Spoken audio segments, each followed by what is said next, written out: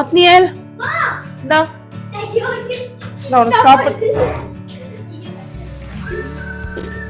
என்னடா என்னடா என்னடா டேய் டேய் என்னடா ஆத்னியல் என்னடா பண்ற? ஆத்னியல் என்னடா பண்ற? சோறு முக்கியம் தான்டா, அதுக்கு இவ்வளவு அவசரமா ஆத்னியல்? ஆத்னியல் பைபிள் என்ன சொல்லிருக்கு தெரியுமா?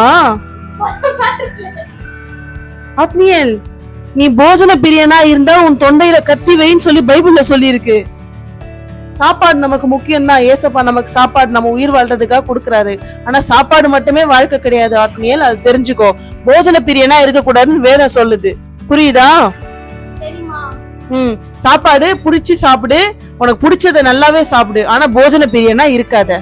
ஓகே? சரி ஓகே.